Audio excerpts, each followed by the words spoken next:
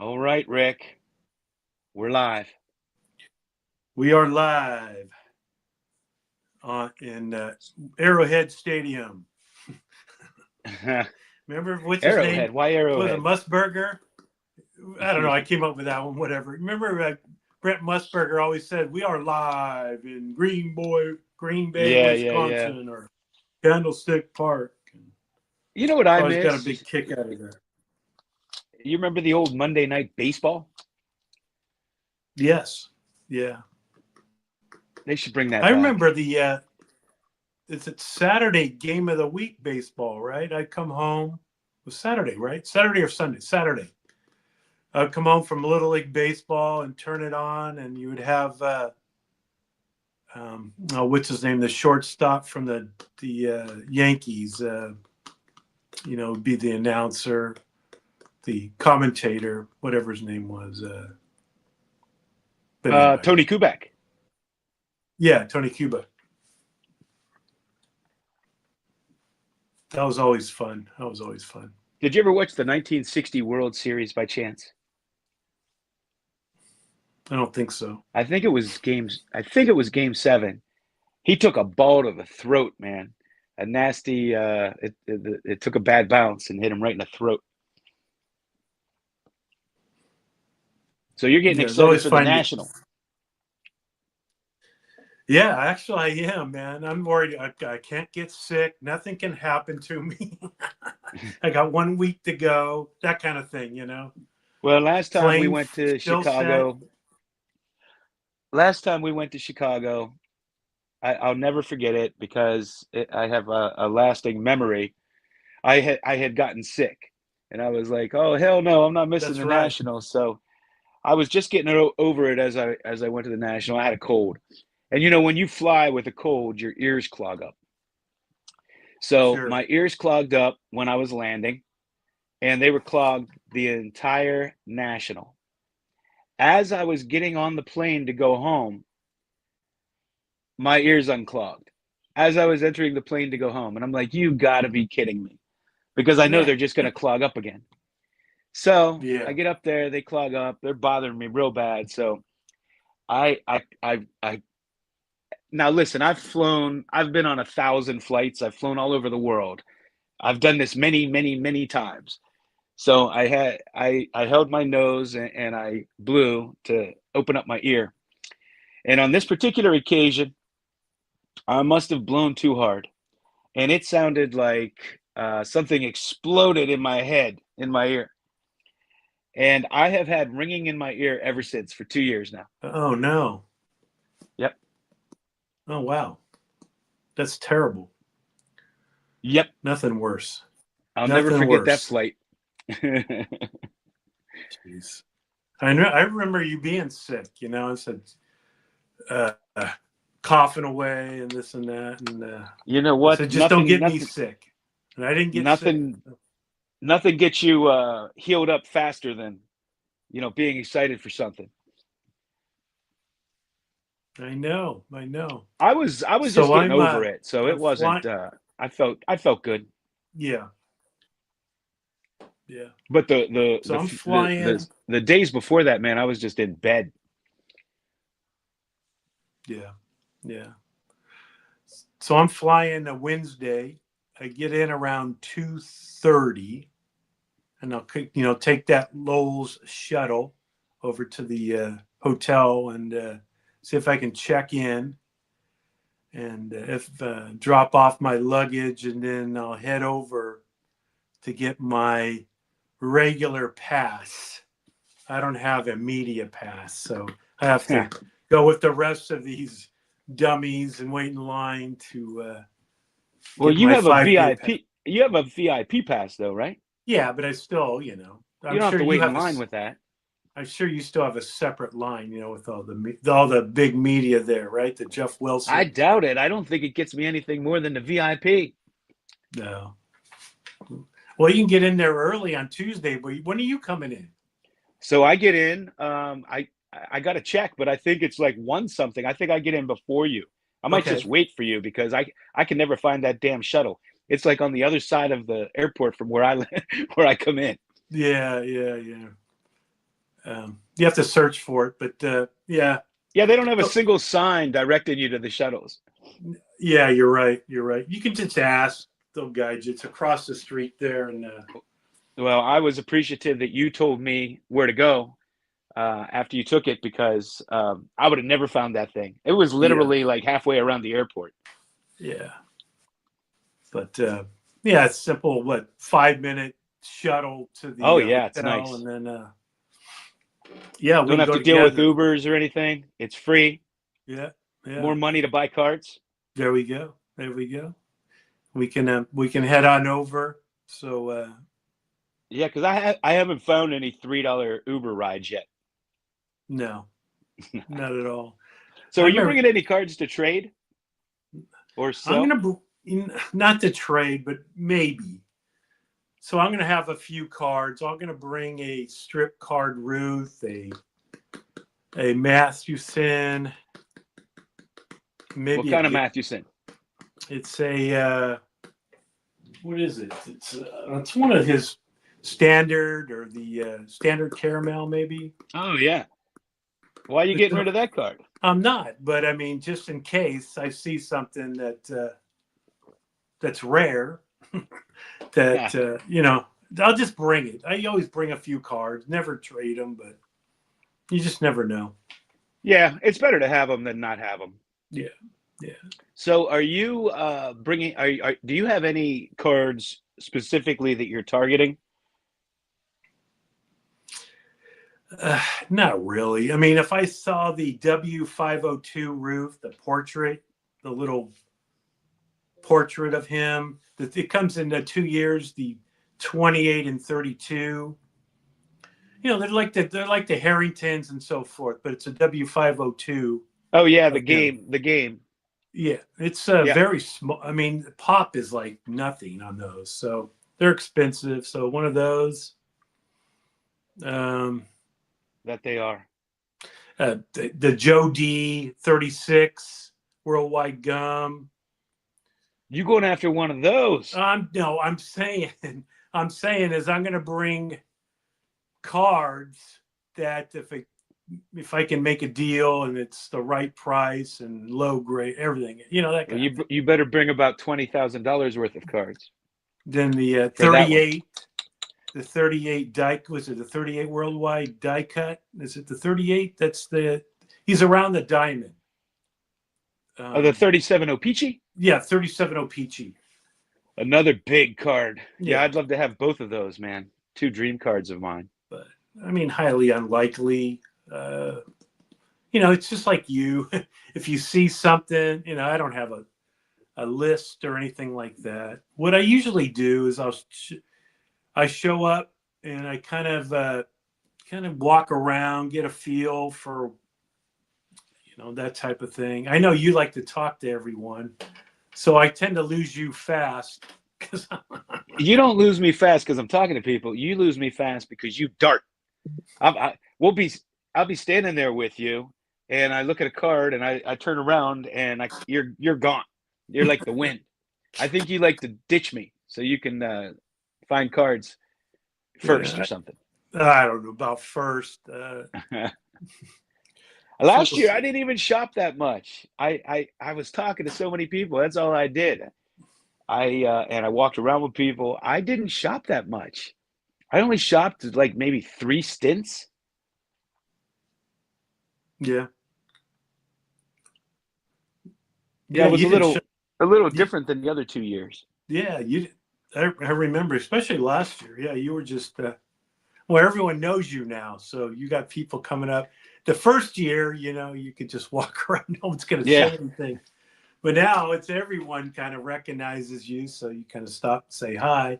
And I'm not going to stand there as everyone gawks over you.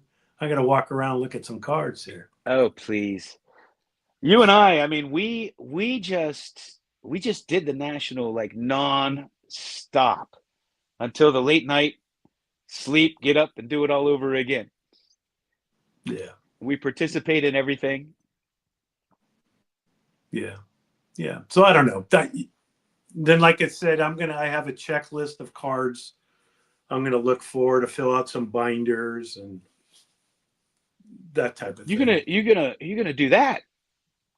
Maybe after I can't find a big boy card, then I'll do that. That's fun to do.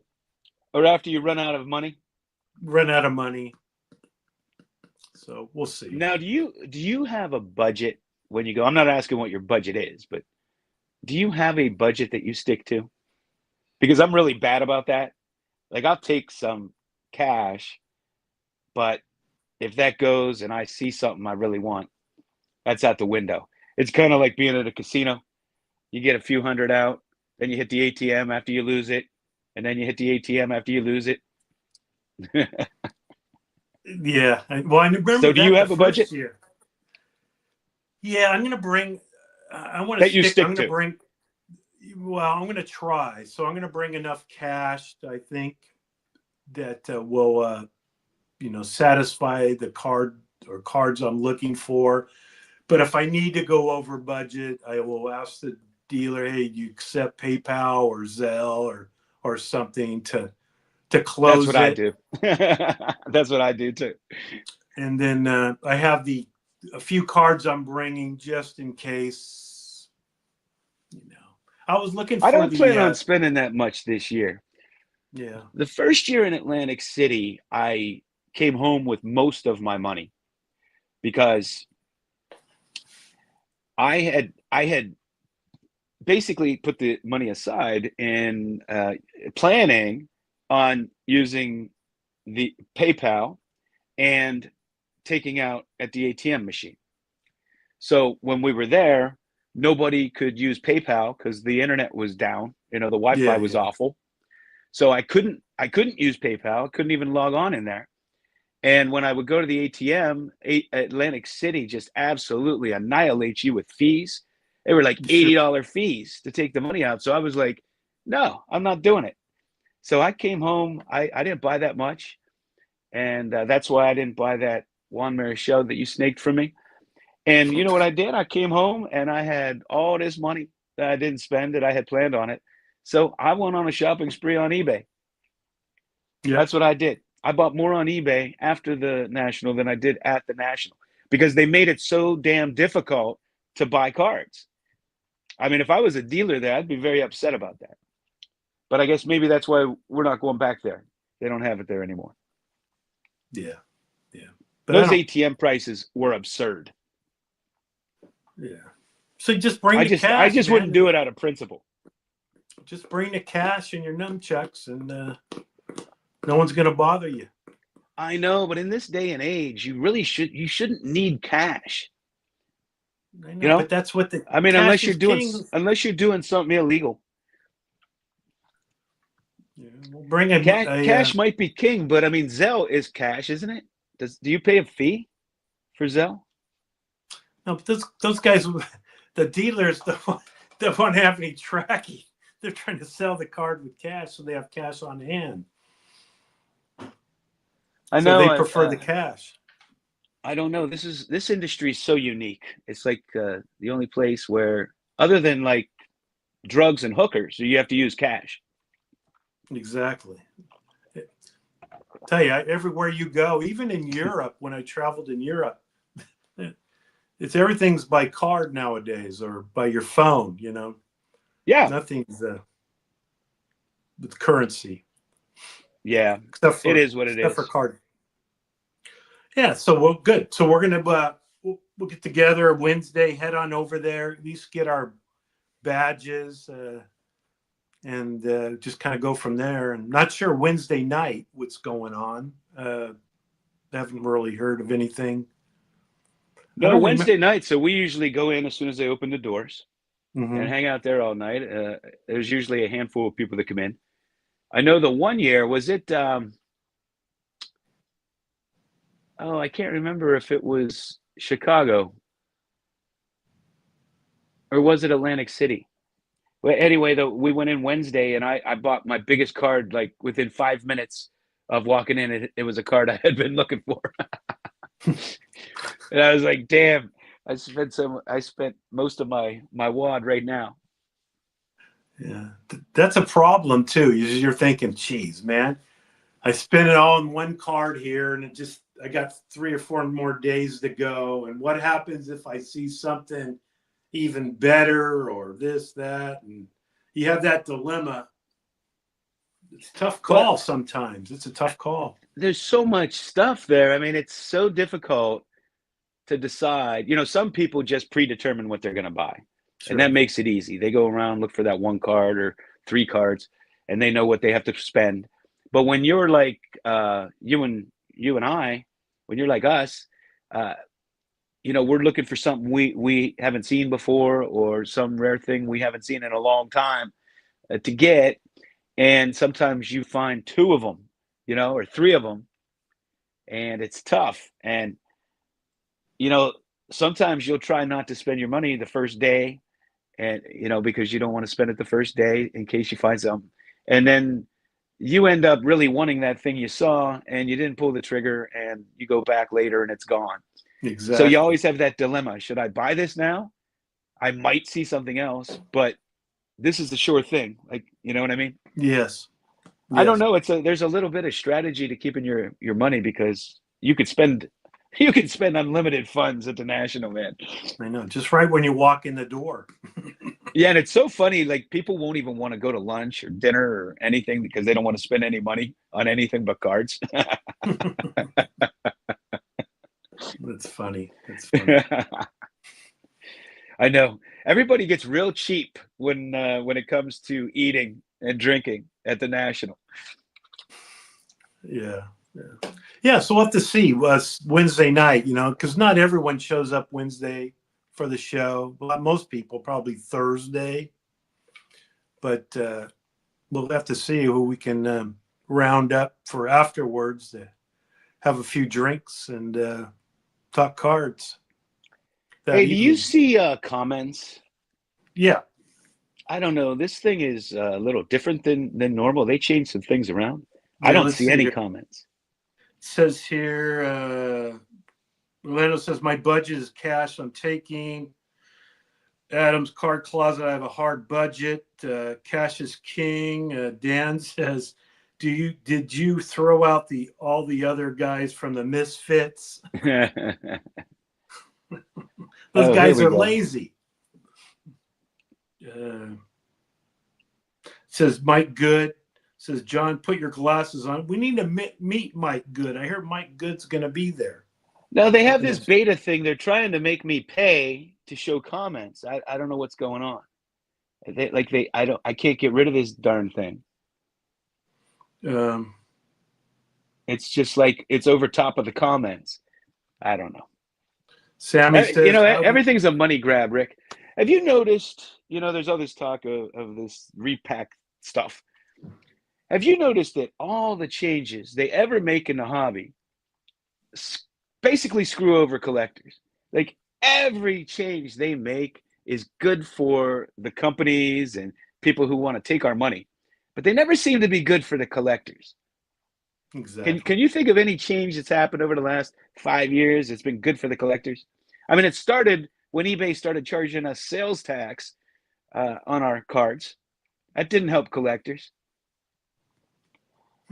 That's a good question. I mean, what have they done? PSA changing the standards, getting tougher on grading. Has that helped, the collector? eBay authentication. Everybody thinks that's to protect us. That's not to protect us. That's to protect the sellers from unscrupulous people who will buy a big card and claim they didn't get it, because eBay and PayPal, they always take the side of the buyer, and that's who that is really for. If they really wanted to clean up eBay, they get rid of all the fake listings, scam listings, all that stuff. That's not. They don't do that for us. I don't know. Can you think of a change that benefits collectors? I can't. No, we just take it. We just We take just it in the take it. shorts. I mean, does breaking benefit collectors? No, No. no. You lose. Most people lose. Repacks, do they benefit the collector? No. 400 people get absolute shit, and one person gets something. Nothing they do. In the new boxes, even with the odds, you don't get any good pools. What have they done to benefit the collector? That's what I want to know. Nothing. Anybody in the chat, can you come up with anything? It says Dan says making Mangini president benefiting the collectors. If it was a real position. So today I sent out a little text with I saw the video on Jeff Wilson. Now he's doing repacks and he's working with PSA now. That's what I was talking about. Oh man! And then he's well, you know, like, the thing for me, like that it's like when you're taking the number one grader, the authenticator, they're supposed to be kind of above and separate from a lot of things. But now they are the grader, the seller, and now they're the repacker too. Exactly. And there's a lot of room in there, motivation. There are certain motivations within those things for them. It's like if you buy a raw card on eBay, you can send it directly to them into the vault. Well, doesn't that give them extra incentive to grade it higher? Because they're going to make more money when they sell it in their own store. Like, I can't think of anywhere else, and if anybody can, let me know, because I've been racking my brain. I can't think of any other thing where the authenticator is also the store. Yeah. It just doesn't seem, I don't know.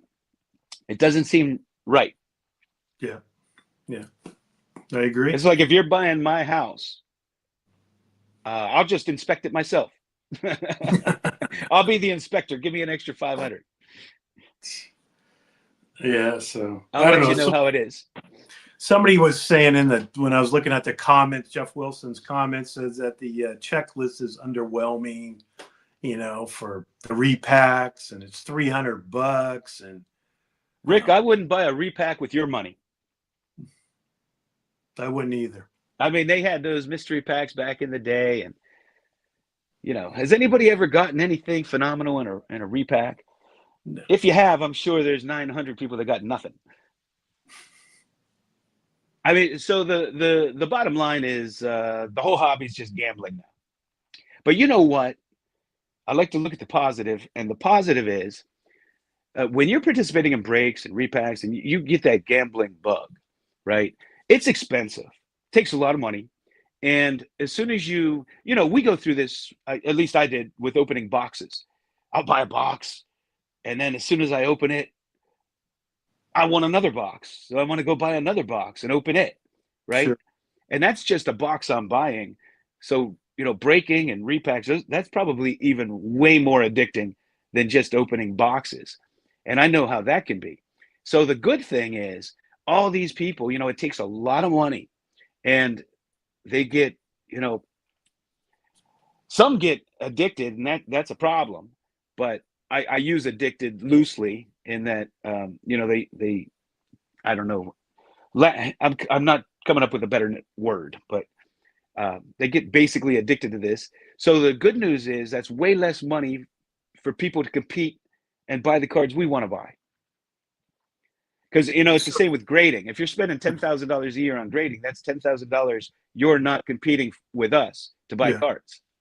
So it's kind of a good thing for collectors. If everybody's going to go chase the gambling thing, when you're buying these vintage cards, that's probably why they're so damn cheap now. Yeah, yeah. Hey, so put your glasses on. George is in the back room there. Oh. I didn't know anybody else was joining, so I wasn't looking. Hey, George. Hey, guys. How you doing? I didn't know how long it was going to... Huh? Were you back there long? No, not too long. No, my beard only grew about a half inch. Sorry about that. I didn't know you were joining. I didn't let you know. I was just like, you know what? Going to the National, right? So at least I know the three of us are. That's right. Yeah. Where are you staying? You didn't have a room last time. Yeah, I'm staying at a hotel down the road. It's like a Sweets place. It's like maybe a mile and a half. Oh, okay. So I'd like to stay at the Embassy Suites because they get like a free happy hour and they got a nice breakfast, but they were sold out. Where are you guys staying? You guys are staying together, right? Yeah, we're at the Lowe's. Nice.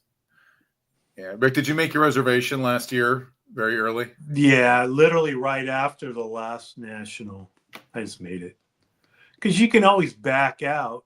If something happened within almost 24 hours before. So I just booked those rooms. Yeah, I Those wasn't sure I was nights. going to Chicago last time, and Rick had that room, and it was open and open, and he didn't have a roommate. So towards the last minute, I'm like, I'm gonna come, and I kind of did that again this year. Although I did it more in advance this year. So what's the difference between Chicago and the other places? Because I've never been to Chicago for this. For me, the greatest part of Chicago is where the National is. Everything's right there. So, aside from the people that are staying outside, most people are staying right there. The restaurants, the bars, the convention center, all the parties. So you just walk everywhere. That's it. It's a few blocks from our hotel, and all the other hotels are right there. We pass them all. So it's real convenient that way. The downside of that is that, like, when we would go into the bar to meet up, we would all just be standing because they don't have the capacity to hold us all, and that was a little frustrating. So I had to steal a table last year, but it's a little hard to get together with a bunch of people like at the bar or anything. Yeah, I agree. The benefit is you can leave and go across the street and have lunchtime or whenever, or if you just want to get outside and you see all kinds of people. They're just mob the sidewalks and the streets, but the bummer is that we don't have our place at night, so you have to kind of. There's all get together. Right? Thursday night, something going on. Yeah, Saturday, the trade night. Friday, I don't think Filmington is having anything. I haven't heard anything about the Friday night, I haven't heard anything either. I just assumed he would, but I haven't heard anything. but it's just a matter of, hey, where are you going? Oh, we're going to go to the bar at Lowell's, or we're going to go to a bar at Embassy Yeah. Suites, or we're going to have dinner over here. And Yeah, the problem is you have to stay out all night because you don't have the Misfits house. Like we could go back and relax and hang out, trade, open packs, whatever. So you don't have that there. You have to find somewhere to go all night long because we're not staying in our hotel. but every hotel has their own trade night. Literally, the Lowell's, everyone's sitting around in the hotel lobby trading. Any hotel, you're going to see people, especially Lowell's, though, where we're staying. It's always full, Yeah. even after trade night. I mean, we're talking 12 p.m., 12 a.m., 1 a.m. Wow. Kids are still out there trading away. So just find a hotel and you'll see people trading. Imagine if you were like 16 years old going to the National when, back when you were collecting and there were other like kids your age there, man. I don't think I'd sleep. Yeah. I feel like we don't sleep now too much. Well, I never had anything like that growing up. These kids are lucky. We just would get together at each other's homes and have sleepovers and bring our cards and flip and trade, look through them. Yeah, that'd be the same experience I had, except, maybe there's a card shop on Saturday and you're just kind of hanging out there. You go to the mall, there's a show, but it wasn't like a massive group of like young people sitting there trading. It just sounds like it'd be great if, you're that age. Yeah, it was so wonderful when you walk in the mall and they were having a card show. Those were good card shows back in the day. Everything was cheap. You didn't have to fight people to look at the cards. I didn't have anybody snaking them from me. But George, I think you'll enjoy it because you're going to bring cards. You have cards. You'll be buying cards, and there's going to be, like I said, almost 24/7 people selling at any of the hotels afterwards. So that's the problem. But like, it was great at Cleveland, but I mean, we were kind of secluded. It was just us having a good time. It's a totally different thing because you're still selling, buying, people talking cards until the wee hours of the morning, wherever you walk. So it's kind of fun. Yeah, Yeah, that Cleveland experience, though. I mean, we'd all get together, leave at 4 and head back to the house or grab a bite to eat, then head back to the house and hanging out at that house and everybody else coming over. dude, Yeah. that was And I bought awesome. most of my cards off of Don at the house. Most of the cards I bought were off of Don at the house. That's probably why I didn't shop a lot on the floor. That was fun, man. That's Yeah, no, Chicago's not like that. but it's different. That's why Cleveland is different than any of the other places because of that type of thing. You're not, I see that the next spots are going to be either Detroit or Atlanta. Did you see that? And after the Chicago rotation, I'm really hoping for Atlanta because I could drive there easily. I bet you are. Yeah. I hate flying, so I drove to Atlantic City. I drove to Cleveland. Chicago's the only one that's too far to drive. Atlantic City was a hike. It's a hike when you're flying. And then too. I got that flat tire right before I got there, 30 miles out.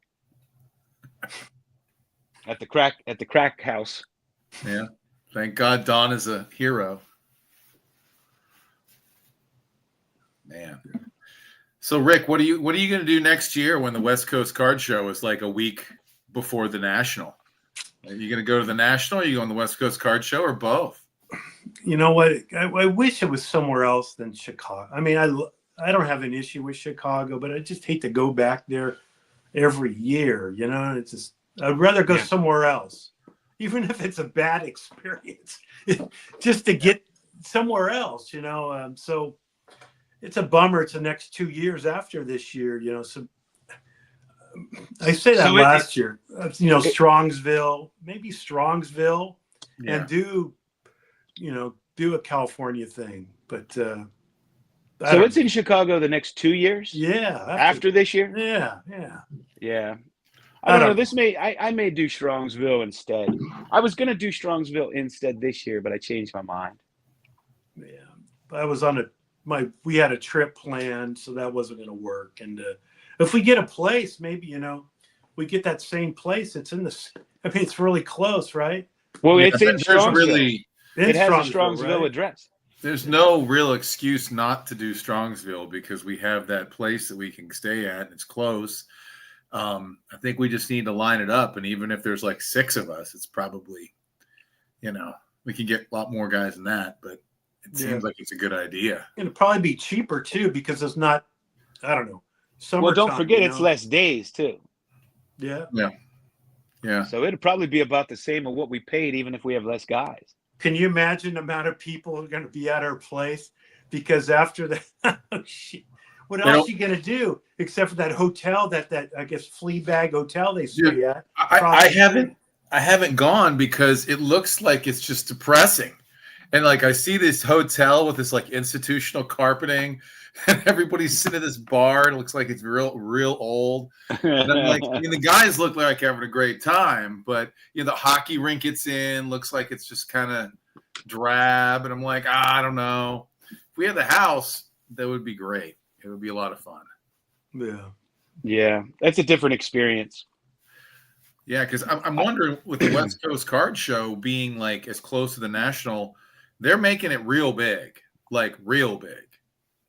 Like as big as the 2006 National in Anaheim, and from what they're telling us. So it's going to be, I don't know how many tables, 1,500, 2,000. It's going to be a lot.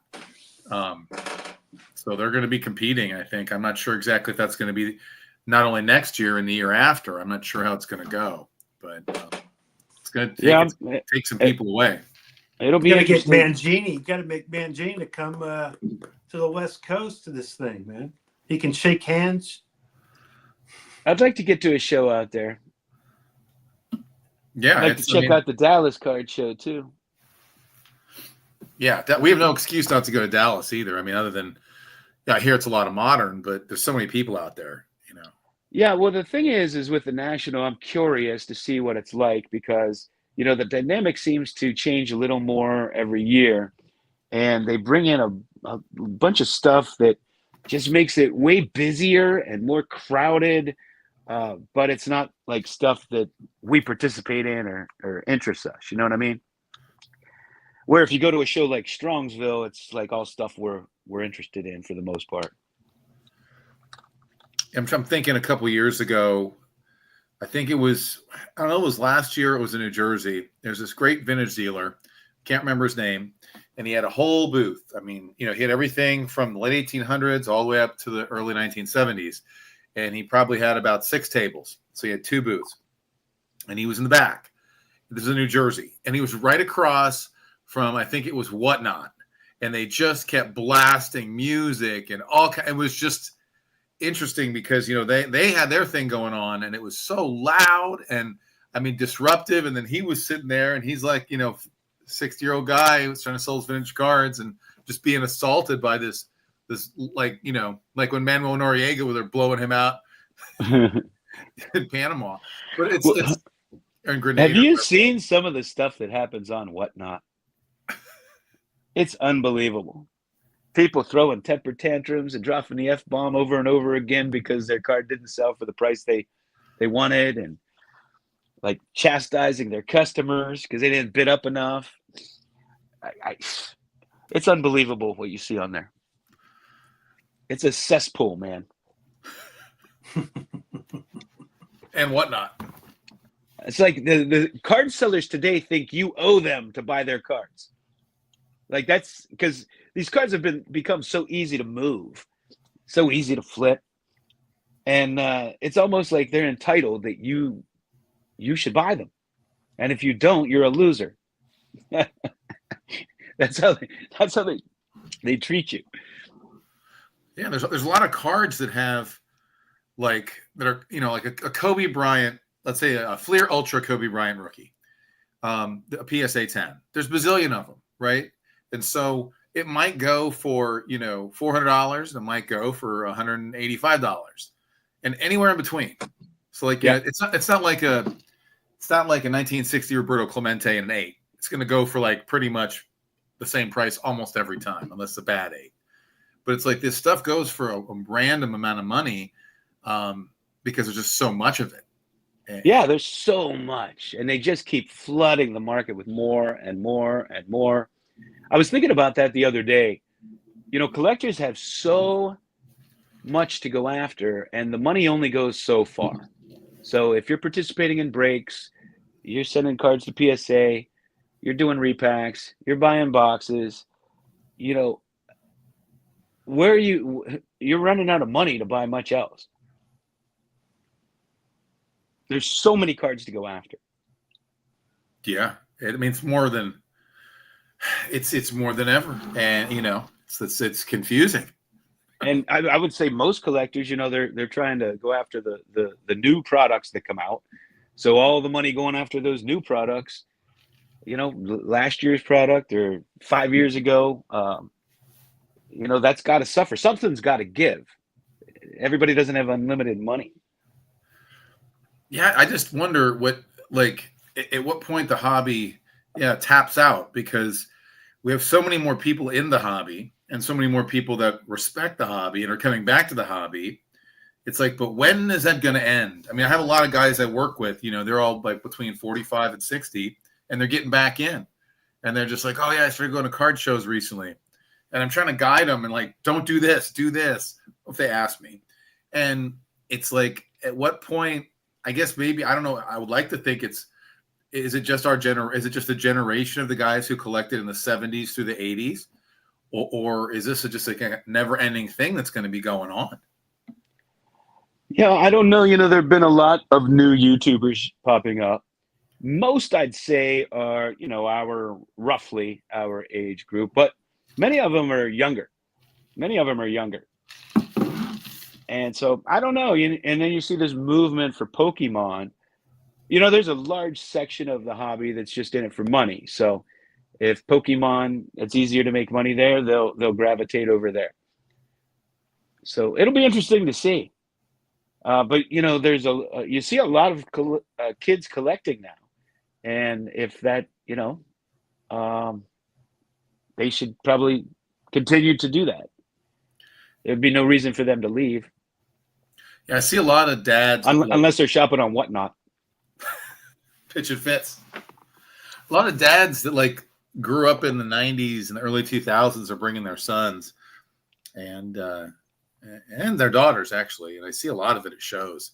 So it's good. It's good to see. I'll tell you, I haven't seen this many kids in the hobby since the '90s. To be honest with you. In fact, when I got back in, took all my cards out of storage, I started collecting again in 2014. I was thinking to myself, oh man, these kids, they're playing video games because I'm getting all these cards for next to nothing. I don't see any kids collecting. Go to Target or Walmart, and I can get any box I want.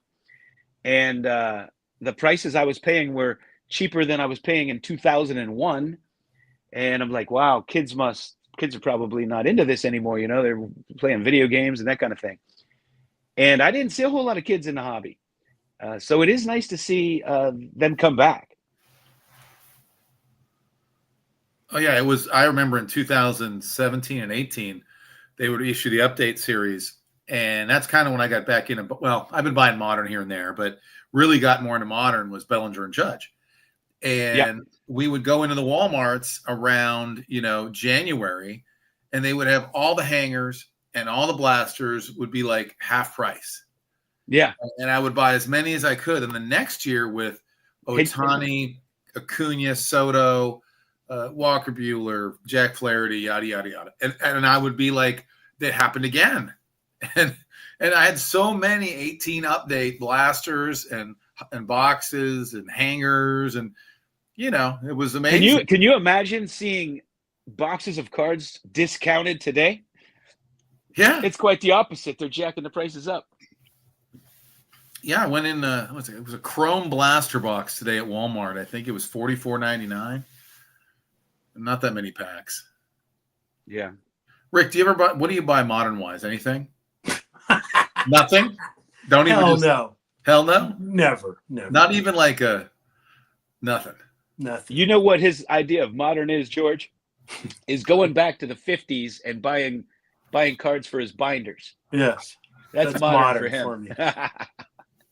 I mean, I've been screwed so many times, like I'm opening up this $30 blaster and there's nothing. I mean, nothing. No Giants, just nothing. And I'm thinking, what am I doing? So I have George, I have cards. to ask a question to you.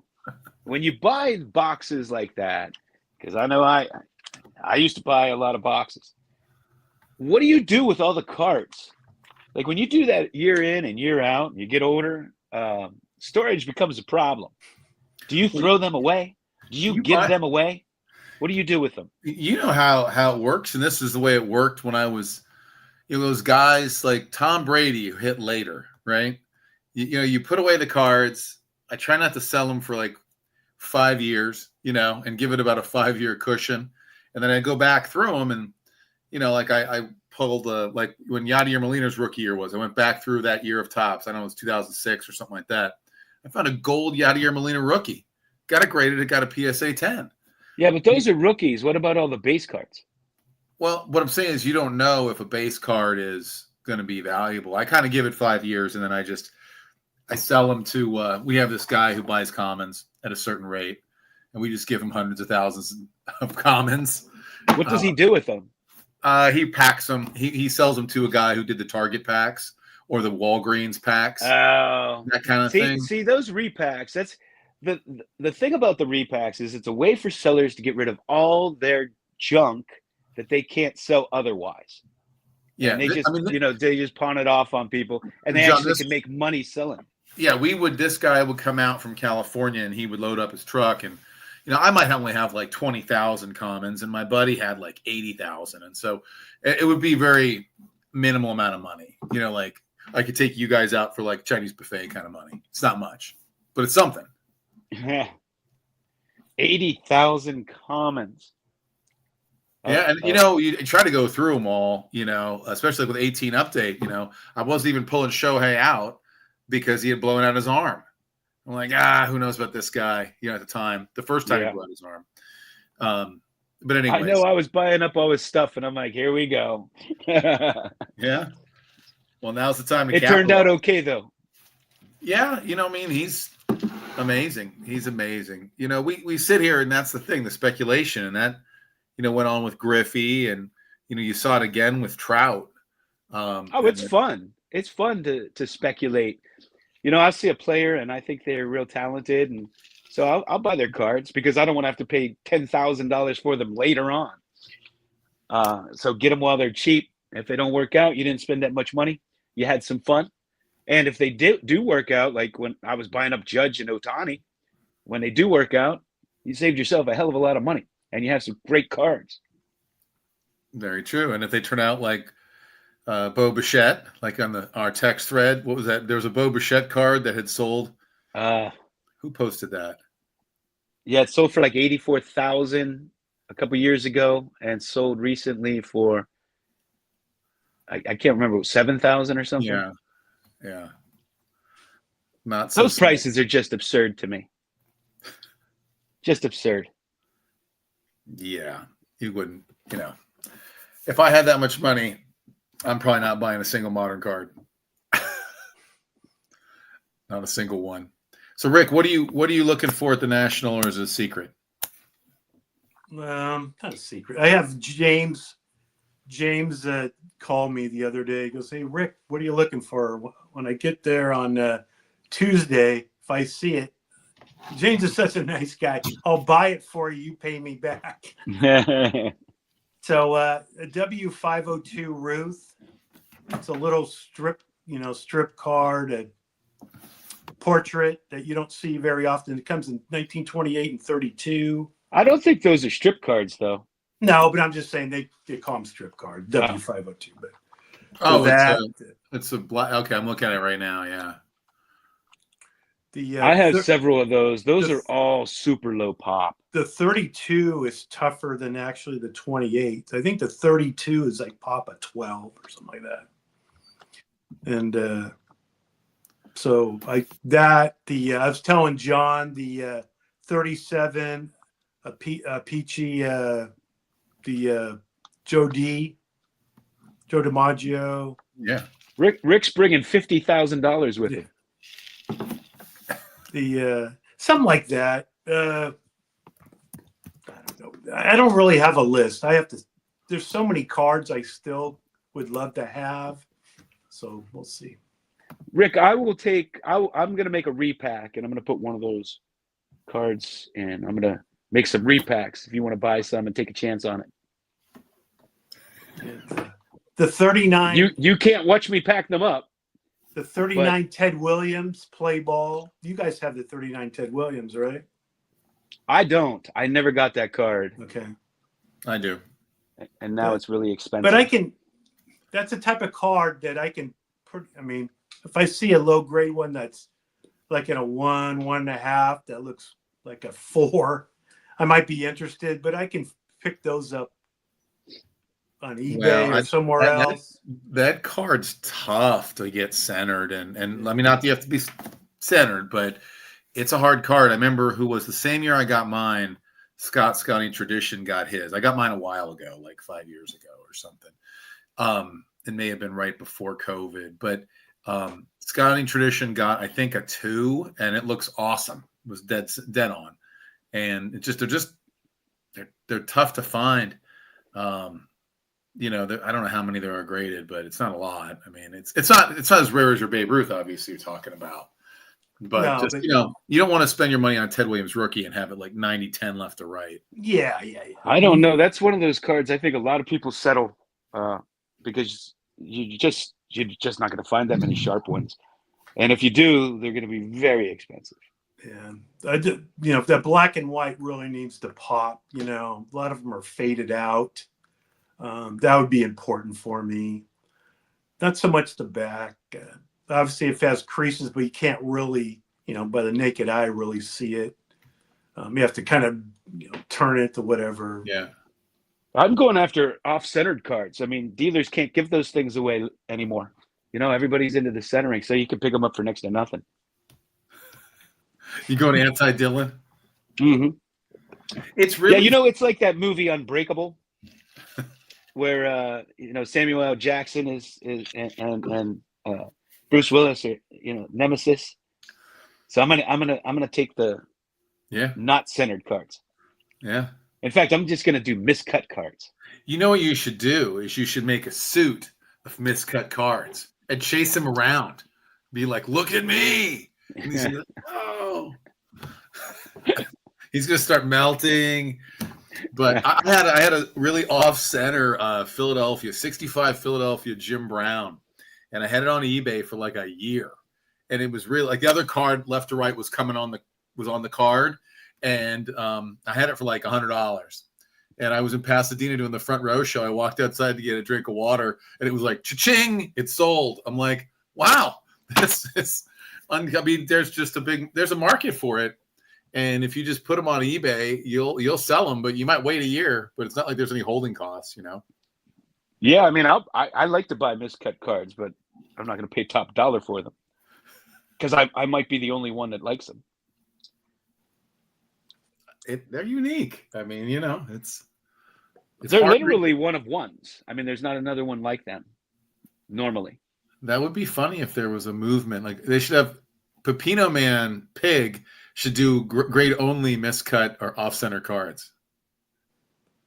Yeah, I don't know. Everybody's so particular about the look and everything these days, so it probably won't happen.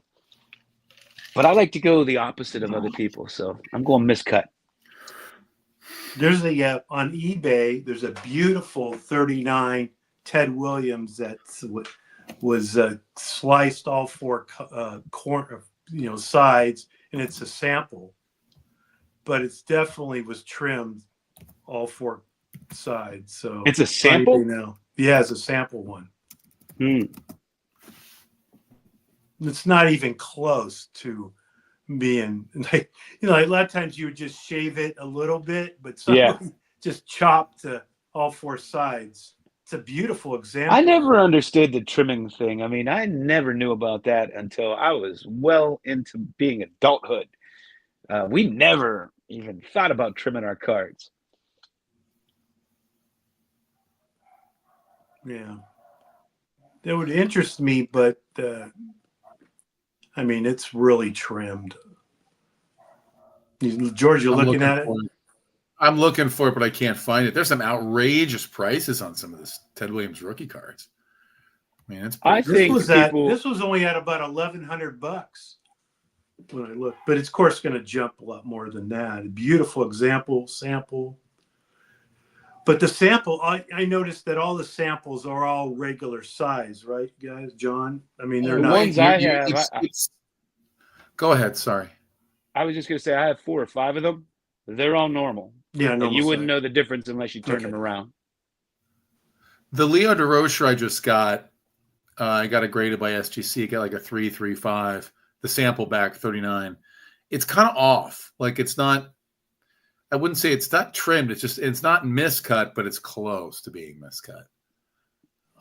Yeah, I see this, Rick. 1939 play ball, Ted Williams, Hall of Fame sample back.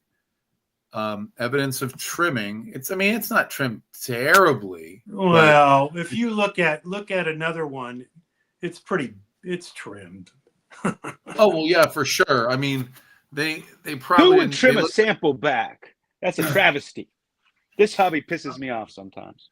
Unless it had glue maybe on the sides of it or something, and they try to trim it down. It's a beautiful card. Yeah, it really is. But it's trimmed pretty. I mean, it's not. There is white border on it though. Well, there's white border, but how long is that auction going on for? It's got 3 days left and 22 hours. 4 sharp corners. It's at $1,235 or $1,234. You don't see too many samples. No, I imagine that. I mean, I could look it up now, but I imagine. I've never seen a sample, Williams. I haven't either. I can say I have never seen one. There you go, man. Guys. Jump on it. Yeah, you could pair it up with your DiMaggio, John. Rick just wants me to spend all my money before the National, so he can sneak my cards. He's boxing you out. Right. I'm always looking, man. Always looking. Yeah, he's always encouraging me to spend all my money right before the National. Well, sometimes you get good deals. For Yeah, sure. and right after the National, you get good deals too. So, Rick, did you get a Christy Mathewson, a E101 or Dockman and Sons, the sideways one But I have one. that he was throwing? The one I was Yeah, looking for. I've had that forever. I know you Oh, Have were you have looking you for not one. gotten that yet, George? there are not a whole lot of them, and everybody wants an arm and a leg. There was one that was centered and really nice, and I think it was a PSA 2 or 2.5, and it went off on auction, and it went for close to $10,000, Are which you was serious? yeah, no, it was out of control, and maybe it was Which eight. one was it? Which version? Could have been the E101. I can look That's the it up one I have. I on always eBay. wanted the Dockman and Sons Yeah, growing up. that's Like when I first saw that card, I saw the Dockman and Sons. So then when I found out there were other versions, I didn't really care as long as I got one. But Yeah, I have the 101. I have the E1 101 too, I think. I know it's the one of the. Is there more than one E for that particular card? I don't know. But anyway, Yeah. I think Well, there might Dockman and be. Sons is an E, isn't it? Yeah. no, it's mine's not I Document. think there's one other one. I think. Is it Philadelphia? Yeah, No, not Philadelphia. It's not Philadelphia. I can. There's I'm too standard lazy to go caramel, get mine. Philadelphia Mine, caramel, I American caramel. I purchased mine from Greg Morris, $600. Took a chance, $600. Got it graded, came back at 2.5. Nice. That's winning right there. Beautiful card. Well, the capital Corners W. are rounded, but it's just beautiful. It would look nice in a Mag Pro too.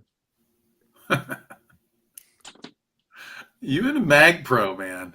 Well, it looks way better without numbers on the top It's true. because then you can just look at the card. Here, I'm gonna go get mine just to see what the heck it is.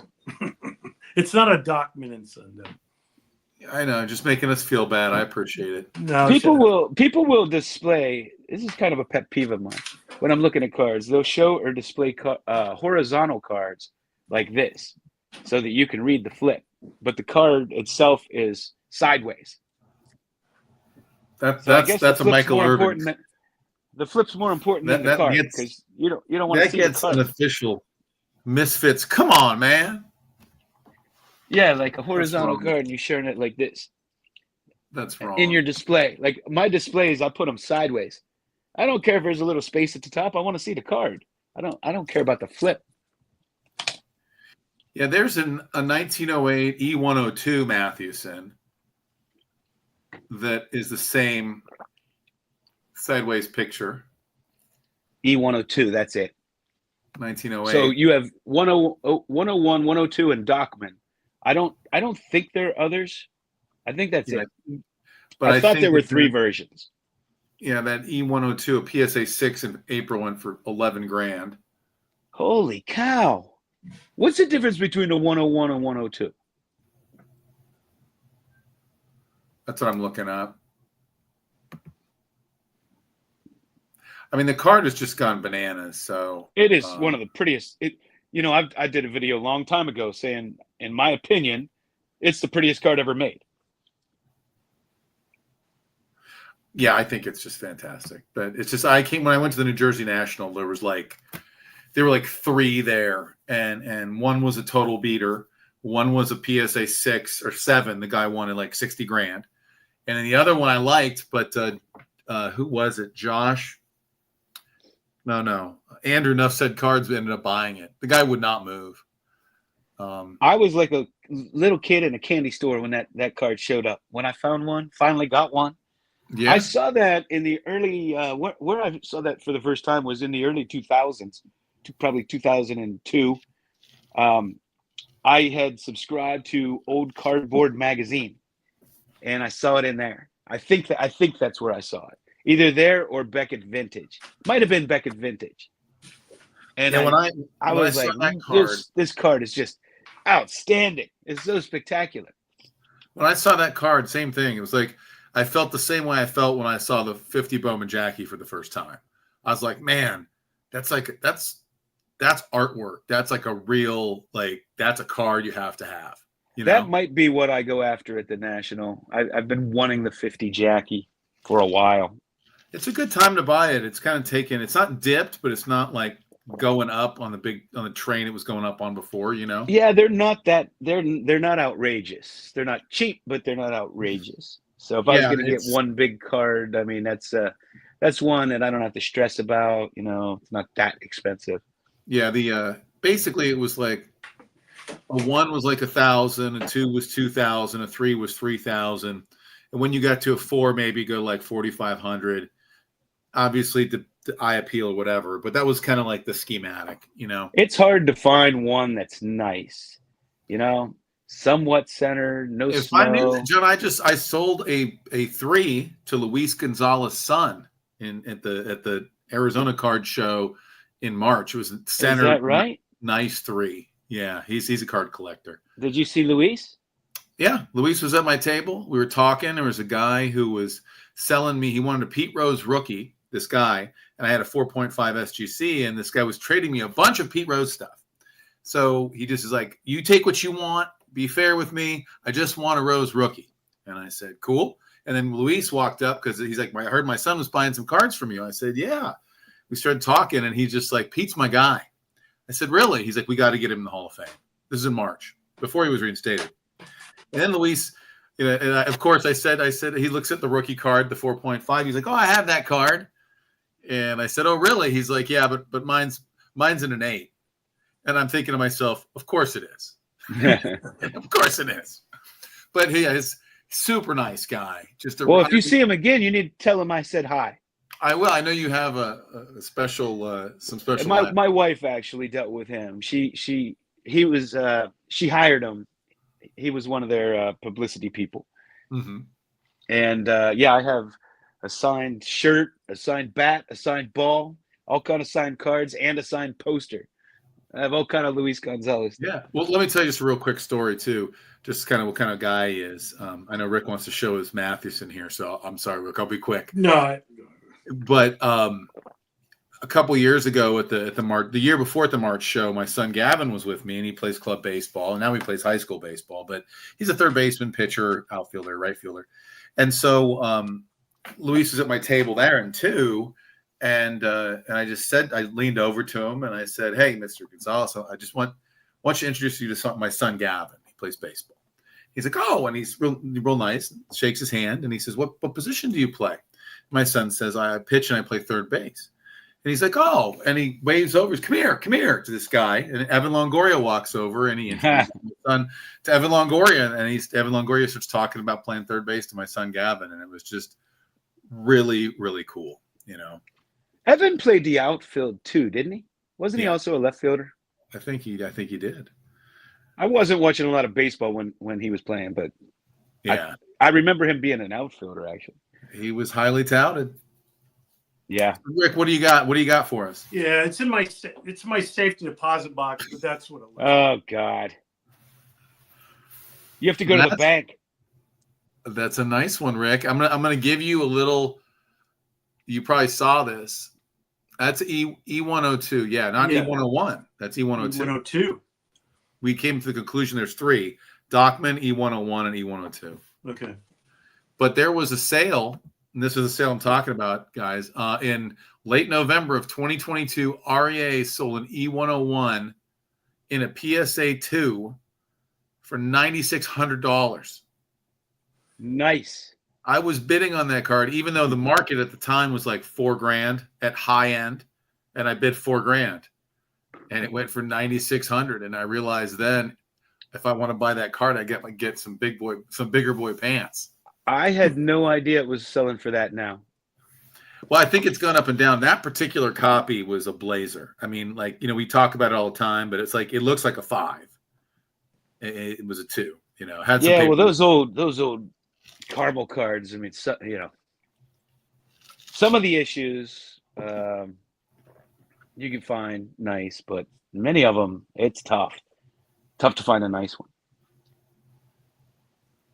Well, John, what? So you were looking for the Jackie? Anything else?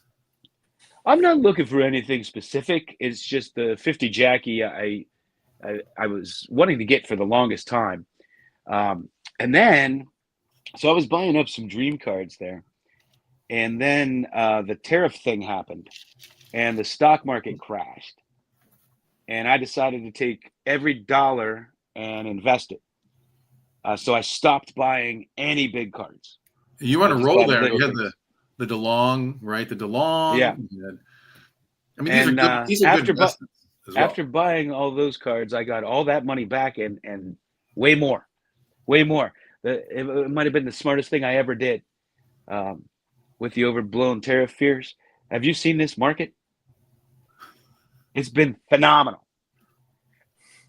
I let my guys. I let my people take care of it. It's too. I kept hard enough time keeping up with cards. I bought, during that dip, there were so many great things. GE Vernova, Robinhood, I loaded up on Palantir. It's been a good run. I just sold a bunch of stuff just because it's just gone straight up, and these charts are like this. So I liquidated a lot of stuff. I still have a lot of holdings, but Well, speaking of going straight up, I was bidding some cards ready for the National, and I was like repricing them recently. And I went to my safe deposit box and whatever, looking at some stuff, and I'm like, what should I bring? And I was pricing cards like for the last 3 days. I'm gonna keep doing it. One card I pulled out was a 1983 Topps. You'll like this. 80s 10s. 83 Topps Walter Payton in a PSA 10. And this card I think I bought for like $200, and it had been lingering between $200 and $400 for the longest time. And then I looked the other day, 2 sales. One sale recently for $1,650, and then one sale for $1,796. I'm like, oh my God, I'm bringing that card to Chicago. It's gonna go. But I mean, like people go goo goo over tens, man. that kind of stuff, Yeah. Now, If it's if not. you have those tens, you're kind of, I don't know. I don't know if you're stupid for not selling them, or if you should hold them. Um, like in another year or two, are they going to be worth even more? I had 4 Ricky Henderson 82 Topps PSA 10s, and I bought them way back in the day. I bought one for like $35. Then I bought a couple for $75, and I bought one for $100. And then this is well before he died. This is, like 3 years ago, they started to spike, and they went up to $350. So I sold one of them. Then I held on to them. And then 2 springs ago, it went up to $1,400. And I sold another one. Right now it's around, $1,200 to $1,400. But you're like, this is craziness. This is, it's not junk wax, but it's close. And it's just the label, it's. Yeah, I mean that's clearly what people are buying. They, during that run, it was like cards were going up 30% every week. It was insanity. I'd look at a card, like cards I had been looking at. I go back to see if I can, to look at them, and I'm just in shock at how much they went up. You look Yeah, at the you Sandy want to. Koufax rookie. Sandy Koufax rookie sold for, I don't know, you get like a like 400 bucks for years, for a decade, and then all of a sudden, boom, that same card's 1,500 overnight. Oh, a PSA, or I'm sorry, an MBA. MBA? You love Yeah. it, Sean. Mike Baker. This is not an NBA Gold Diamond. This is Mike Baker Authentic. Mike Baker slabs cards as well. And it was a Mike Baker NBA 3 and Koufax rookie. And the other day, I think it went for close to like $1,800 in a 3. Yeah. Amazing. I was watching right before the boom. I was watching the LeBron Tops. That's I have several of his rookie cards, but that's the one that I always wanted, and I never really wanted to pay up for it. I'm not the biggest LeBron fan, and more modern cards. So I never wanted. So one day I'm shopping for it. I'm like, I'm just gonna get one, and they were going for like $200, which at the time, that was a pricey card at the time. Looking back on it, it's cheap, but. And I'm like, I don't know. I'm making some offers, and they didn't work out. And so that was that. Next time I look at that card, it was selling for $4,000. I'm like, you got to be kidding me. Yeah. I could have had it for 200. I was just too cheap because it just seemed a little high at the time. And now it went back down. Did it? If you guys are looking to sell any of your cards, which some of you don't, I know, but I was just shocked going through cards today, especially vintage baseball. It's going up. It's going up. You got to check it because it's surprising. Some of these. Well, cards. that's awesome. That's awesome. I hope it continues to do so. It's when you get into vintage, you're getting into history of the sports, history of the cards. And there's this narrative where if I didn't watch somebody play, I don't want their card. And if that sticks, I don't know. I don't understand that. But Orlando, it's nice to hear that. Orlando's commenting that he's looking for a 52 Jackie. So George is selling I. one? Oh, so are you. So am I. Orlando, did you see him play? You got we should change all the streets named Martin Luther King Boulevard because I never saw him speak. John, you have one, don't you? 52 Jackie? No, I don't have a 52 Jackie. I don't either. What the heck? I have one, but it's not. I think it's the cheapest comp of any 52 Jackie in the last 15 years. And it was because it was a PSA 1 MK and some kid wrote 42 on the back. And I just said, well, I'm willing to buy that card. And I think I bought it for $270. What? Yeah, this is a while ago. This is I'll give you 300. I don't know, man. Tempting. You can make a profit. I mean, it's not a terrible looking card, but it's a little faded. Centering's good, but it's a little faded. But yeah, you want to upgrade. That's a card I'd like to upgrade. It's so tough though with the 52 set in general, right? Because everything's diamond cut. It's like 1960 tops on steroids with the diamond cut. Yeah, and for sure. I don't know if you guys know this, but the 1960 Hank Aaron is so diamond cut that there's no PSA 10s, none. And they've graded 4,000 of those. Which card? The 60 Hank Aaron. 60 the top. 60. And when you look at 60 tops, it's always diamond cut. It's really hard to find non-diamond cut cards. But the 52 tops is far worse, just crazy worse. Every time you look at something, you're wondering, if I'm buying them raw, I'm wondering, is it miscut? But that's a natural orientation of the card. Well, I know, and everybody's so paranoid now when they see those cards and they see those kinds of cuts. They're always assuming it's trimmed because there's so many unscrupulous people in this hobby. But there are lots of old cards that are like that. There's all kind of different ways they were cut at the factory. They didn't have this precision cutting that we have now. Well, yeah, they got a bandsaw or a wire like O-Pee-Chees. I feel like half the cards that are in trimmed holders are really not trimmed. They're just I agree with you. I agree with you on that. Nobody's. I mean, they make it sound like people trimmed, tens of thousands of cards, and I don't think that happened. Yeah, and they show. I think a lot of them are from the factory. They just look trimmed. George, when are you coming in? When are you flying in? I'm flying in Tuesday. Oh, Tuesday. Yeah, I'm there Tuesday until Monday. Wow. So I get in Tuesday 2:00, gonna check in, and I'm gonna go over to the show and hook up with James and hang out with those guys, and that's kind of where I'm gonna be most of the time. So you're at James's table? Yeah, I'm hanging out helping him and Bill. Cool. Hey, once you get your number, let us know because Rick and I will be there as soon as the doors open. 704 and 706. Oh, yeah. There's a crack in the door there. We'll speak. Walk in, go to the left. Now who's at 705? Well, no, the tables are that's just the way the orientation of the tables is. Yeah, it doesn't seem to make sense. So yeah, we're gonna be helping him out, and it's gonna be fun.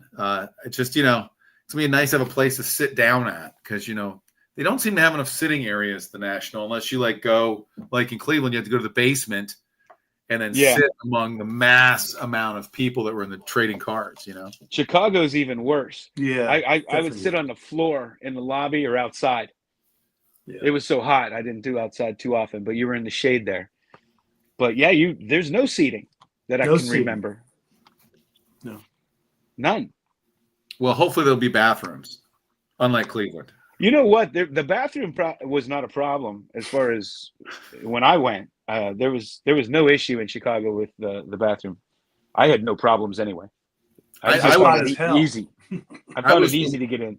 reluctant to get another beer in Cleveland because I'm like, I'm going to have to go back to the basement to go to the bathroom. Right. It's going to be like a 20-minute trek. Yeah, And I'm but going to have that to, basement bathroom was easy to get in and out. I mean, it wasn't that crowded. well, there was a VIP guy I had to pass by and, act like I was supposed to be there in order to get to the Oh, you bathroom. needed. That's right. You needed the VIP pass. Yeah. And I guess I didn't have one. So George, you have a dealer pass then? Or media James, and I'm getting some kind of pass like that. Yeah. So hopefully it'll work out. It'll be fun. I know I'm going to go to the YouTuber happy hour thing on Thursday. Yeah.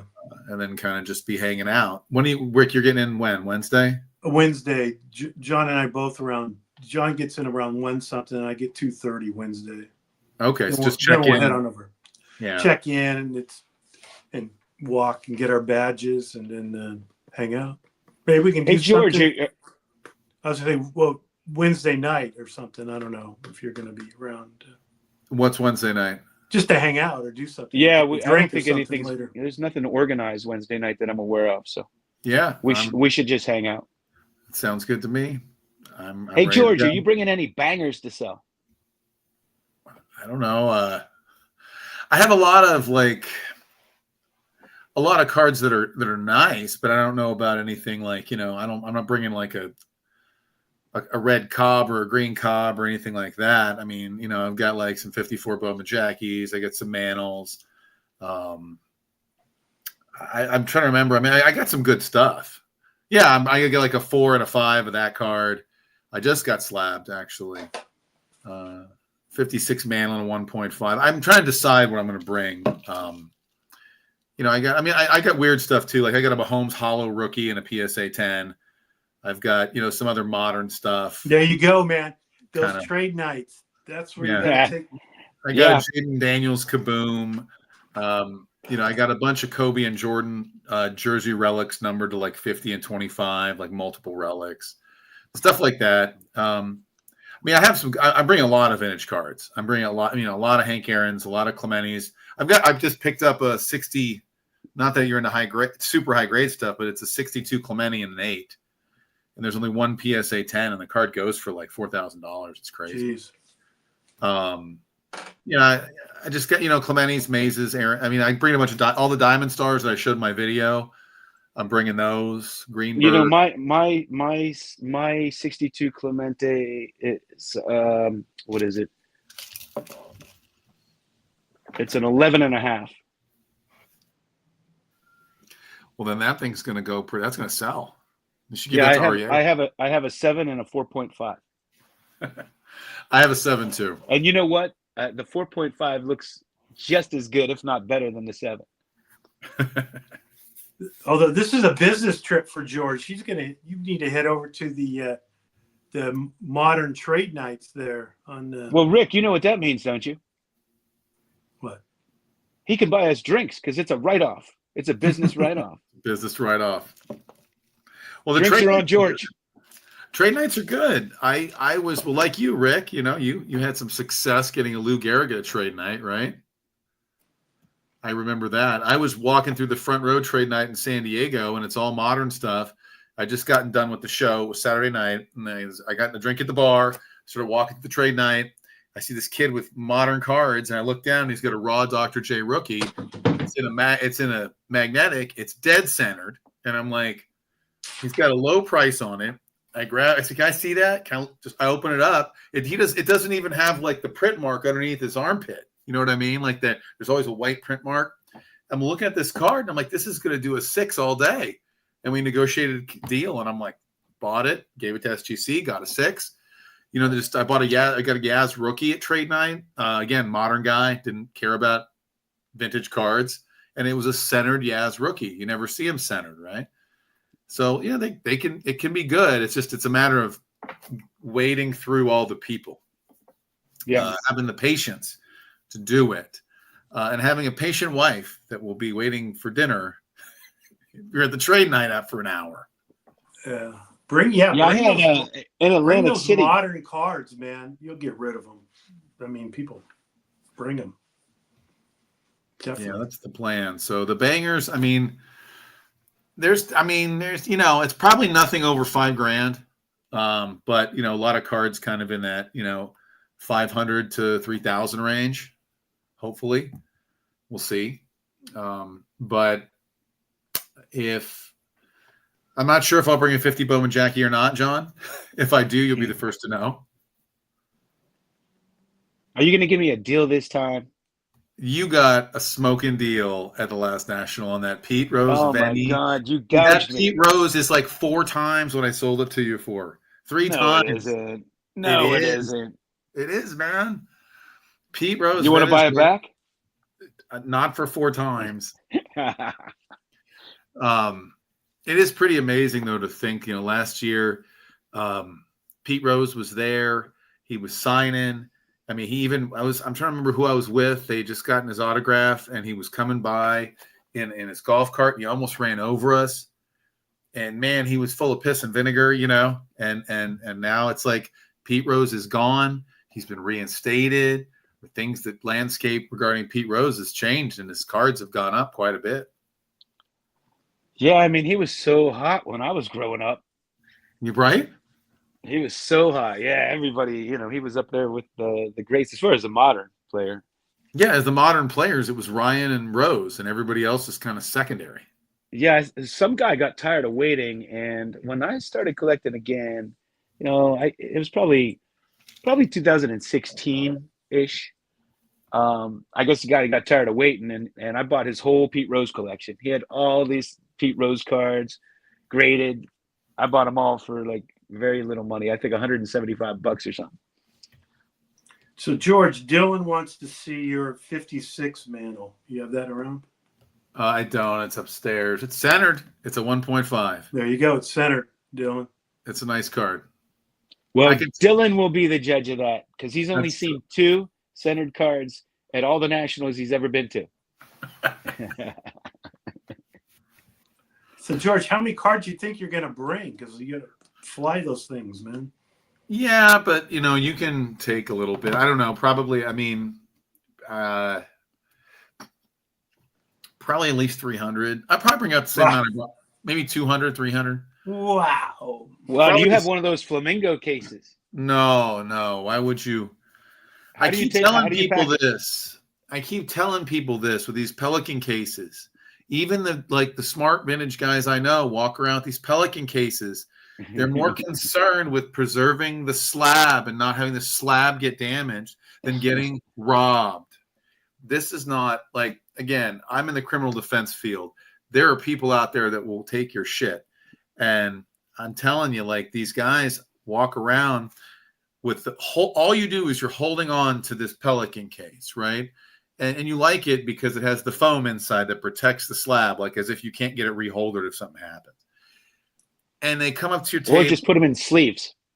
Yeah. And they come up to your table and they put the thing on your table and they open it up. And then you're like, man, you've got, $100,000 of stuff here. It's a lot.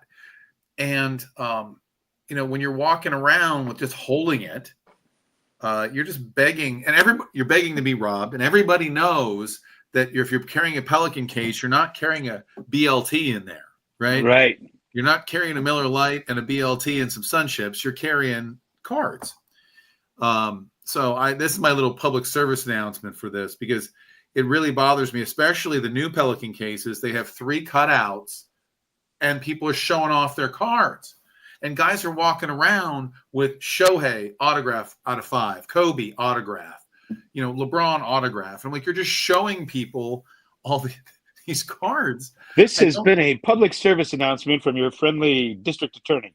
Yeah, I don't defense lawyer, but anyway. Oh, yeah, you're defense. But I mean, like if you were walking around with a satchel, a backpack, something like Lou's a cop. He knows he walks with something around his shoulder, and he's got some stuff in it, right?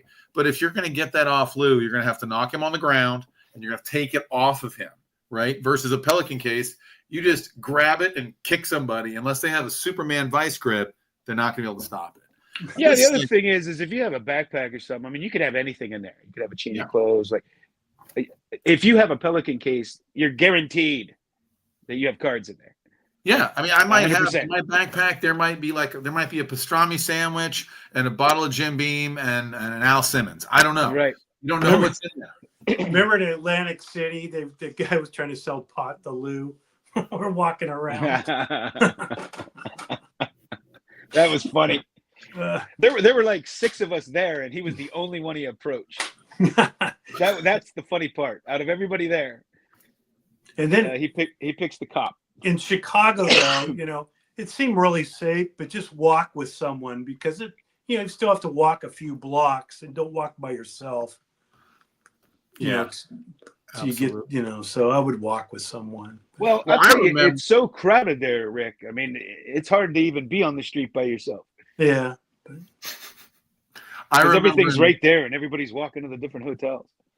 John, you remember in Atlantic City? I don't know I think you were there. Maybe you weren't, but we were in the SUV. We stopped to get a liquor store, and there's a pizza place right next door. And I was there. Pizzas earlier, and this is another day, and we all got our backpacks on, and we're at this street corner, and then Rick disappears, and then Don goes in the liquor store to get us some stuff, not for him, and then he comes out, and Don's telling us, he's like, and Don's 6'6", 6'7". He says, "There's a guy in the liquor store. He was just yelling at me.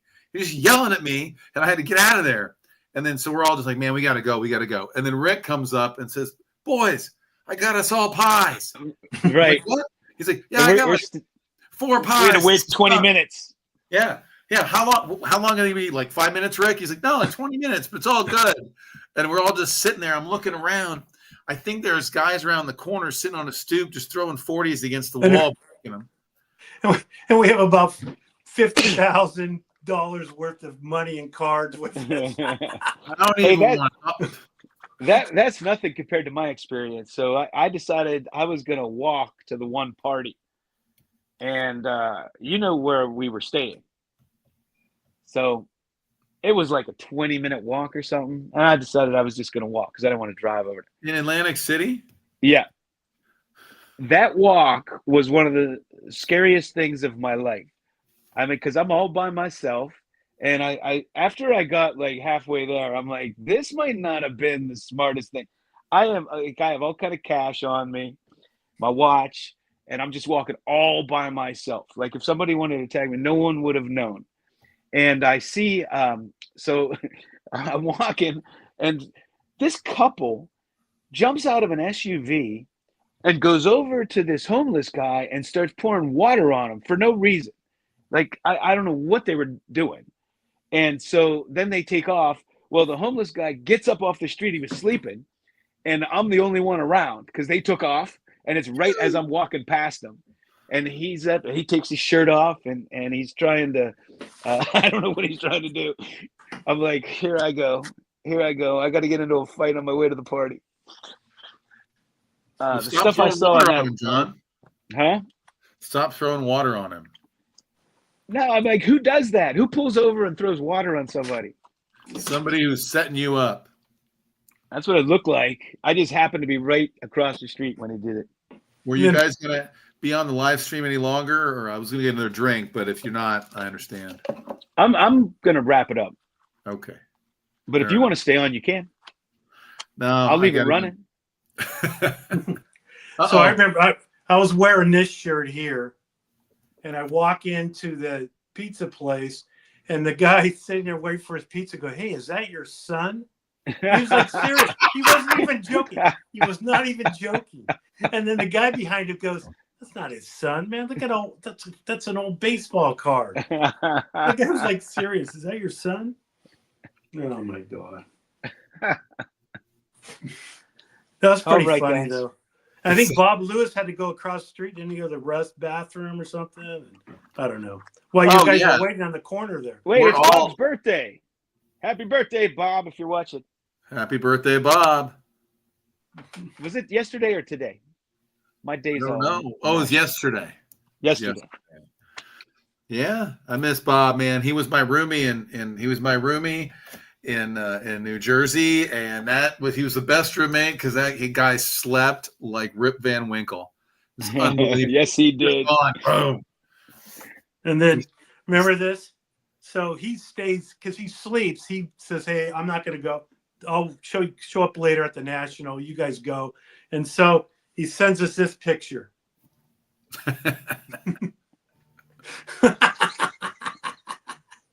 All the Jello shots. Those women next door were giving them to us. Oh, that was the funniest thing, man. Yeah, that was a good time. That was a good time. Nowhere near the layout that we had in Strongsville, though. No, but Airbnb was not on par with that. But it was a would blast. you be interested, George, in going to Strongsville or no?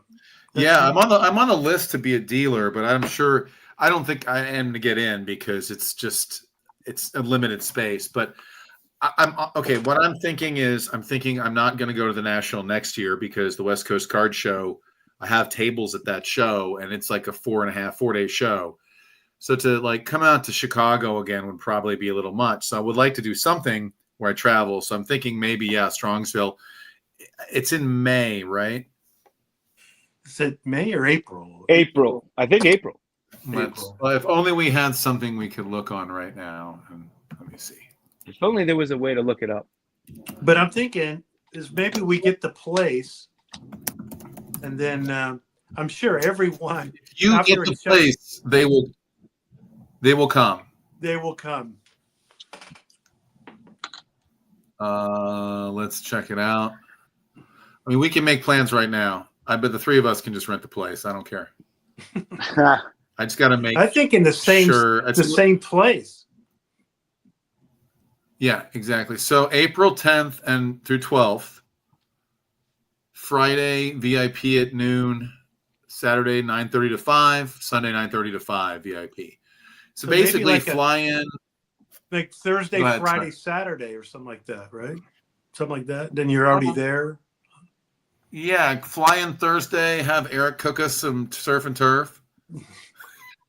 Yeah. Pay him handsomely in cards. No, but it's so Thursday, Friday, Saturday, Sunday. Leave Monday. You left out the make him cry part. Well, that's a built-in, man. That's a given in geometry. So Thursday through Monday, April 10th and 11th. I don't know I know that our big show in Phoenix is in March.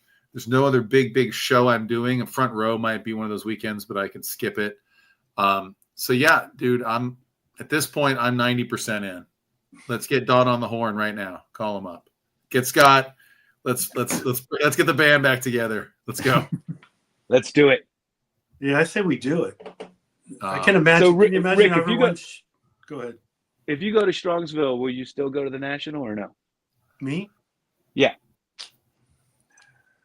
I don't. Probably. Come to Anaheim, Rick. I don't think you could stay away probably from the not. National. I would say probably not. Really? Yeah. How many years in a row have you gone to the National? Since 18. Since you were 18 years old.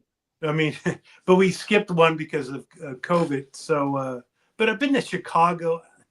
I don't know. 18 was your first one? Yeah. Oh, okay. So it's been a while.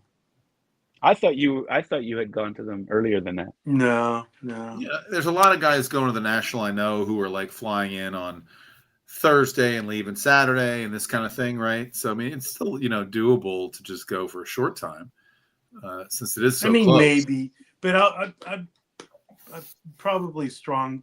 I don't know. If we get the place, what to do too is go to Chicago and get a place in Chicago.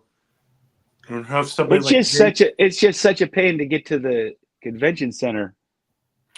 Yeah. And then Let's say if it's within 5 miles, though. I mean, how far Well, do the we have thing to? is we're gonna, yeah. I mean, but you can't ever like take anything back to your room because once you're there, you're just gonna stay there all day and night. So You talking about Strongsville? No, I'm no, saying, in let's Chicago, say in like if you stay outside, Chicago and you stay like you're not gonna 5 go miles back and away or forth. So something. you're kind of stuck with all your stuff, like when you're going to a party or something. Yeah, it's It's like just a pain. the misfits are chained up in Chicago. We need to be unleashed. Yeah, that is true. That is true. It You is know, not the same experience just I mean, staying in a shit. hotel room. Maybe we can get Dylan to fly out from Hawaii. Maybe, maybe, or maybe they can have a show in Hawaii and we'll all go there. That sounds better. That That sounds better. does Yeah, sound better. so we'll have to figure that out. Chicago, Hawaii, Atlantic Cleveland. City, Hawaii. We had plans, but it all fell through, right? We're going to make our money back. We're going to have strippers. We're going to have all kinds of stuff going on, selling alcohol as they first come in. You know, we were just looking at cards. We didn't do It anything. was going to be like risky business. Risky business, man. Just never worked out. We're on our text thread. We are talking about how much for drinks, how much we could sell. I think that's the first rated R movie I ever saw was Risky Business. Is that right? It's at the bar kind of high. They made some great movies back in the 80s. But Many of them you cannot make anymore. No, well, that's true. Well, I'm going to get off, guys, but all right, hey, let's work towards Strongsville. yeah, work. All right, Hey, guys. George. So we'll be in the text, but let's plan on something maybe Wednesday night, just at least have a drink somewhere. Yeah, sounds All good. the bars are- James working. Then Yeah, we'll stop by you guys. Yeah, we'll figure Sounds something good. out. And then, yeah, one of you go on and just rent this place in Strongsville. Yeah. Last year at Cleveland, Lou, you know, he came up here and then we drove up together, and we got in at we were going to stay overnight on the way, but we decided to drive straight through. It was smooth sailing, so we got in at like 1:30, and the first person we went to was James. We sat in the bar and had a drink. Now it must have been about 1. Anyway, it was late, We know a great bar. John knows a great bar. and that drove to. Jeremy Lee was there. Sounds good to me, man. You guys know the place. John knows the place, right, John? You drove us Which there. place? Right across the street from the convention center there, remember? And last year, Wait, Where, what was? the bar we hung out at in Cleveland. I don't know. It's all a blur. We were in. What do you we mean were in- with Jason? Wait, what? The bar we hung out at with Jason last year. That's not his real name. Oh yeah, not his real name. What are you talking about? I'm drawing a blank. I don't know. What are you talking? I was not Kevin. with you guys. You Kevin. Kevin, was- the you bar was there, last year. you Like know, when? the bar. Yeah. Oh my gosh. All right. Well, I got to get I going. thought you guys. were talking about Chicago. I was totally No, confused. no. See you there. All right. See you guys. All right, bye. See you, Rick. All right, bye.